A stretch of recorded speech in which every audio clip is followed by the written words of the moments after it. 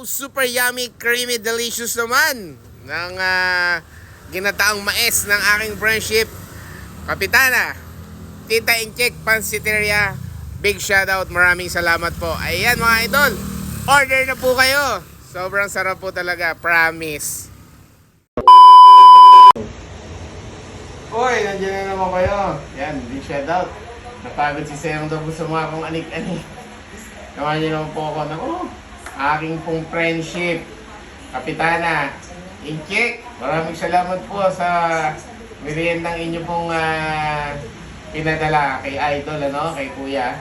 Thank you very much. Ayan po, Tita Incheck Pansiteria. Big shout out. Maraming salamat po. Rizal Street, Poblacion, San Miguel, Bulacan.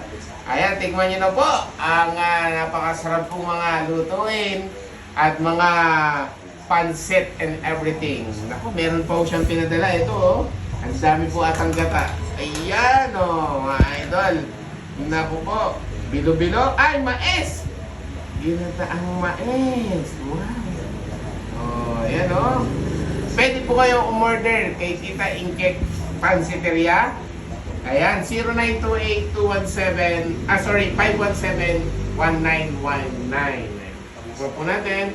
First bite, thank you God, syempre po sa mga idol po natin na lubos pong nagtitiwala sa inyo.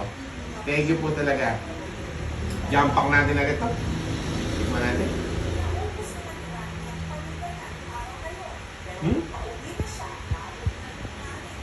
Daming gata na nilagay ni Kapitana, Ito pa, Ganyan niyo po yung gata. Ganun sana. Mas masarap pa sa nakaraan, Ganun, diba? Hindi po siya masyadong matamis. Na hindi po kagaya ng iba, sa sobrang tamis, nagkakahiwalay din. Kailangan.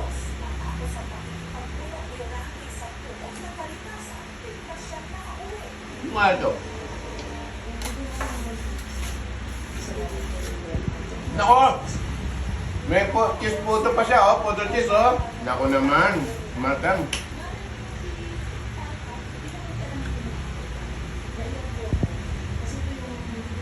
Nako. Thank you, aking friendship. Tita Incheck Pansiteria. Rizal Street, Poblacion, San Miguel, Bulacan. Malapit po yan sa yung kanto po ng Flying V dito sa Poblacion. Walking distance lang po dito po sa may gilid po ng simbahan sa Poblacion.